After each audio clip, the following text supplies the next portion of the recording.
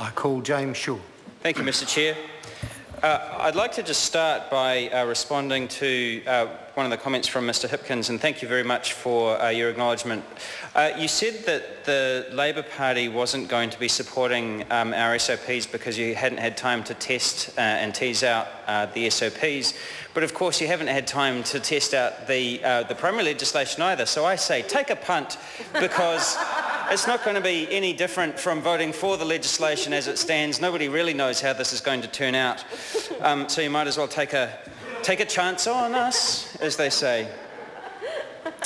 I understand. I think that I heard the Minister in his earlier comments talking about the reason for tying the MP remuneration to the public service.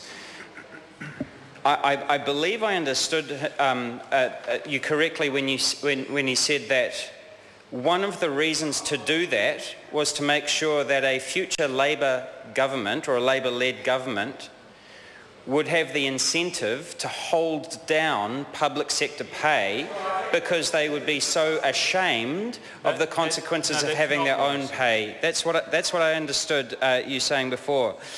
And that, using the public outrage at MP pay increases to score a political manoeuvre to restrict public sector pay increases, I think is kind of sneaky, to tell you the truth. Well, and I also just say that could actually backfire. So what you're relying on is you're relying on the fear of the opprobrium that will be attracted by future members of Parliament that they could attract in terms of their own pay increases to hold down public sector pay increases. But I have a suspicion that the reverse could actually happen. So yes, there'll be some kind of reticence about allowing public sector pay to increase too much in case that means that MP pay goes up too much and therefore you get a public backlash. So I can see that rather unfortunate logic there. But in tying the economic incentive to that of public sector pay, you're actually saying to future MPs, increase public sector pay and your pay goes up, right?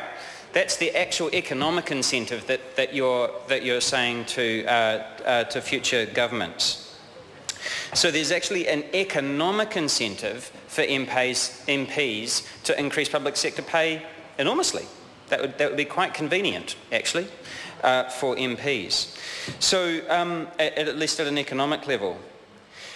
So this is one of the reasons why we think that MP remuneration should not be tied purely to the public sector, that it should be tied to that of the population as a whole, and why it should be tied to the median income as we've laid out in our SOP.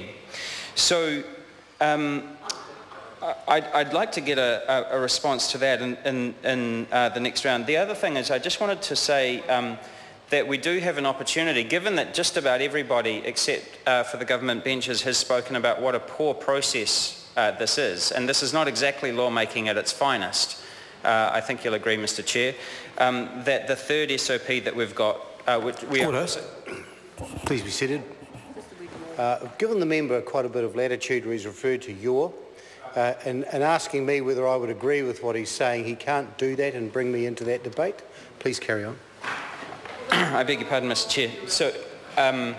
So we are looking for support for the third SOP, which would ensure that members of Parliament did not receive the most recent round of a pay increase as outlined by the Remuneration Authority, but would give us time to actually go through a proper process with this legislation, so that we can have select committees, so that we can call in experts, so that we can hear from the Remuneration Authority, and that we can actually do a decent job of lawmaking around this.